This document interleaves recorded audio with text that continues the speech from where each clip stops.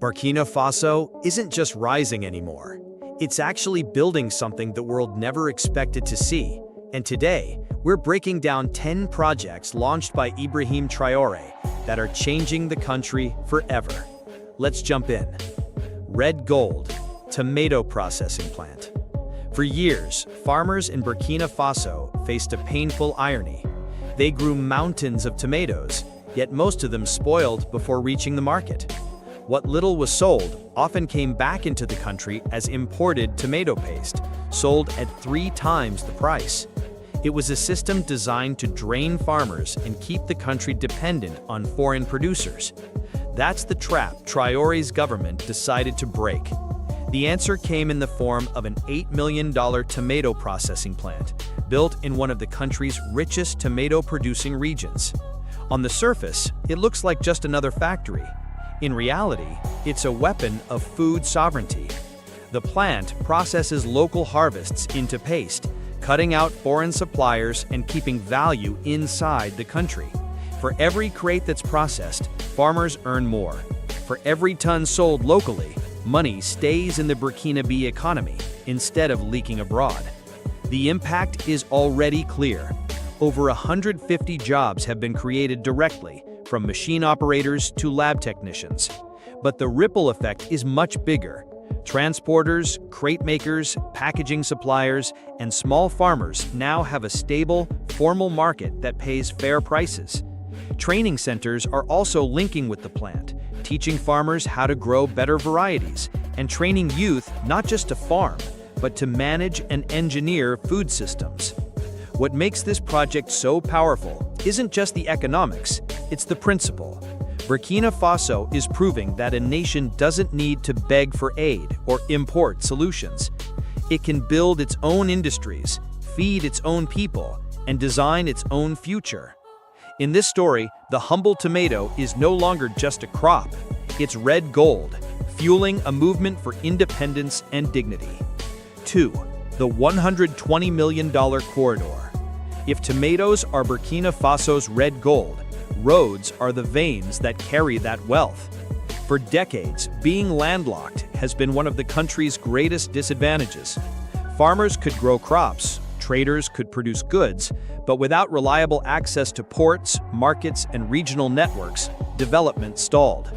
Worse, the existing trade routes were often tied to old colonial systems that kept Burkina Faso dependent on others, especially France, for access and control.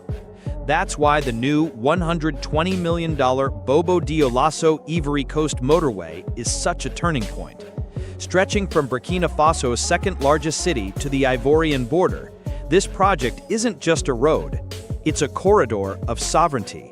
By directly connecting producers to international ports on the Atlantic, the highway transforms how goods move across West Africa.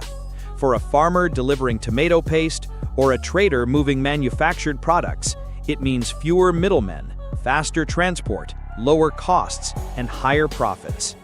But the motorway isn't just about economics, it's about power.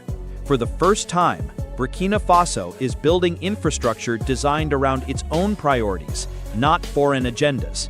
The project uses local labor, is supported by regional partners, and ties directly into the government's larger industrial and agricultural strategies. Communities along the route are already seeing growth. New markets, rest stops, housing clusters, and logistics hubs are emerging. Jobs are being created not only during construction, but in the long-term flow of trade and services. Most importantly, this corridor chips away at the country's historic isolation. Instead of waiting for others to dictate trade routes, Burkina Faso is drawing its own map of integration and independence. Every mile of asphalt laid is a statement. The nation is no longer locked in, it's building its way out. 3. Yellen Solar Power Program. Electricity is the backbone of any modern economy, yet many parts of Burkina Faso lived in the dark. Villages relied on candles, kerosene, or diesel generators, expensive, unreliable, and polluting. Without power, schools couldn't run evening classes, clinics couldn't refrigerate vaccines, and small businesses couldn't grow. Dependence on imported oil only deepened the vulnerability. The Yellen Solar Power Program is changing that. Backed by the World Bank and the Green Climate Fund, this initiative is bringing clean energy directly to people who had been left off the grid. More than 150 villages and 300,000 people are already connected through a mix of mini-grids and standalone solar systems. Unlike the fragile national grid that rarely reached rural communities, Yellen is decentralized, resilient, and built to last. The benefits reach far beyond light bulbs. In rural clinics, doctors can now store vaccines safely and run equipment without fear of power cuts. Schools can hold evening lessons, giving children more time to study. Local shops can refrigerate goods, extend their hours, and increase their income. All of this fuels not just comfort, but opportunity. Equally important is Yellen is building skills.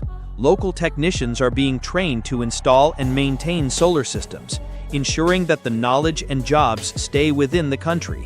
This reduces dependency on foreign contractors while creating a new generation of energy workers. 5. Ziga 2 Dam. Water sovereignty. Water is life, yet in Burkina Faso's capital, Ouagadougou, it has long been a source of daily struggle. During the dry season, taps often ran dry for weeks. Families walked kilometers to collect water, hospitals rationed their supply, and businesses stalled. In a city growing rapidly in both population and ambition, the lack of reliable water wasn't just inconvenient, it was a threat to survival and development. The Ziga 2 Dam is Burkina Faso's bold answer. Built near Ouagadougou, this massive project is designed not simply to store water, but to guarantee long-term sovereignty over the nation's most essential resource. Once completed, Ziga 2 will provide a steady, clean water supply for hundreds of thousands of residents, ensuring that both households and industries can rely on it year-round. But the dam isn't just about storage. It integrates modern filtration systems, solar-powered pumping stations, and expanded distribution pipelines to deliver water directly to homes, schools, and hospitals. By coupling renewable energy with water management, the project reduces operating costs and strengthens resilience against climate shocks. So, dear friends, this was today's video. What do you think about these projects? Do you believe Burkina Faso is setting an example for the rest of the world? Let us know in the comment section below. Until then, take good care of yourself and goodbye.